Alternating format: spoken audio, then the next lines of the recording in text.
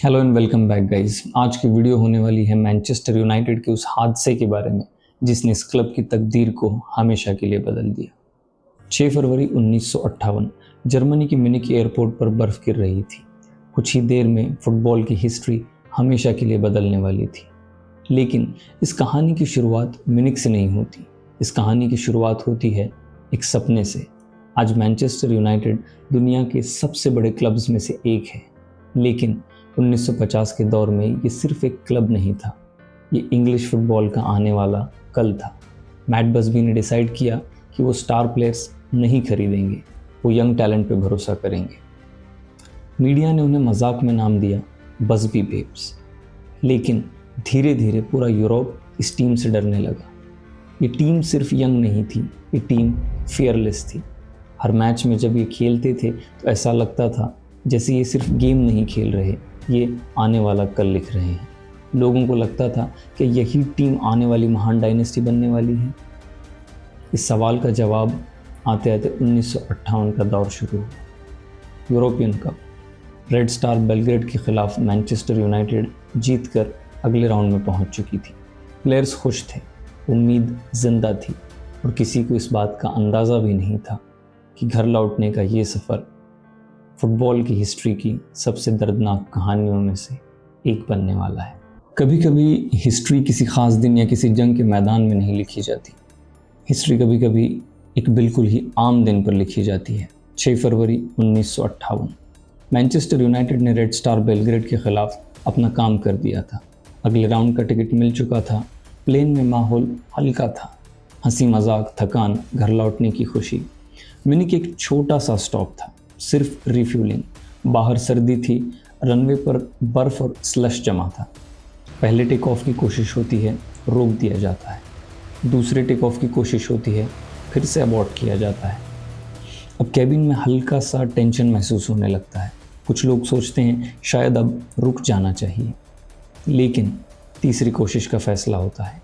Engine वापस गरजता है, plane runway पर दौड़ता है और फिर एक पल ऐसा आता है जहां सब कुछ कंट्रोल से बाहर चला जाता है। एक पल में सब कुछ खत्म हो जाता है। Near Munich, a fierce blaze marks the wreck of a British airliner. In attempting takeoff, it brushed some trees at the end of the runway, then dropped 60 feet into a house and a gasoline storage shed. The twisted wreckage of this airliner marks the site of a national tragedy. It is for Americans as if the Milwaukee Braves had been aboard. A bitter loss to the world of sports, one that will long be mourned. 23 लोग अपनी जान गंवा देते हैं। उनमें से 8 Manchester United के players थे। सिर्फ प्लेयर्स नहीं गए थे, एक पूरी पीढ़ी, एक पूरा आने वाला कल चला गया था। अगले दिन सिर्फ हेडलाइंस नहीं थी, एक सन्नाटा था और उस सन्नाटे के बीच एक ही सवाल था, क्या मैनचेस्टर यूनाइटेड कभी वापस खड़ा हो पाएगा? ऐसा भी होता है कि किसी क्लब की पहचान उसकी जीत से नहीं बल्कि उसकी सबसे बड़ी हार से बनती है। म्यूनिख के बाद मैनचेस्टर यूनाइटेड के ड्रेसिंग रूम में सिर्फ खाली लॉकर्स नहीं थे, हर जगह किसी की कमी महसूस होती थी। मैट बसबी हॉस्पिटल में ज़िंदगी से लड़ रहे थे, डॉक्टर्स को भी उम्मीद कम थी और अब जिम्मेदारी आई जिमी मर्फी के कंधों पर। वो उस फ्लाइट में नहीं थे, शायद किस्मत, लेकिन अब उनके सामने एक ऐसा क्लब था जिसका आधा वजूद ही मिटा दिया गया था। ट्रेनिंग ग्राउंड पर नए चेहरे थे, एकेडमी के लड़के, रिजर्व्स, कुछ ऐसे जिन्होंने शायद इस सपने में भी नहीं सोचा था कि इतनी जल्दी यूनाइटेड के लिए खेलेंगे। लेकिन चॉइस नहीं थी। सिर्फ 13 दिन बाद मैनचेस्टर यूनाइटेड दोबारा मैदान में उतरता है। सोचिए, कल तक जिन लोगों के साथ आप ड्रेसिंग रूम शेयर कर रहे थे, आज उनकी जगह खाली है और फिर भी आपको खेलना है। ये सिर्फ एक मैच नहीं था, ये मैसेज था कि हम टूट ज़रूर गए हैं लेकिन ख़त्म नहीं हुए।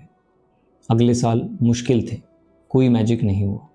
धीरे धीरे दर्द के साथ रीबिल्डिंग हुई। बसबी वापस आए, क्लब ने फिर यूथ पर भरोसा किया, सर्वाइवर्स ने लीड ली और हर सीज़न के साथ म्यूनिख की याद सिर्फ दर्द नहीं रही, वो एक जिम्मेदारी बन गई। फिर आया 1968, 10 साल बाद यूरोपियन कप फाइनल। बस भी टच लाइन पर थे और बॉबी चार्लटन मैदान में थे, वही बॉबी चार्लटन जो म्यूनिख से ज़िंदा लौटे थे। यूनाइटेड जीत गया, यूरोपियन चैम्पियंस।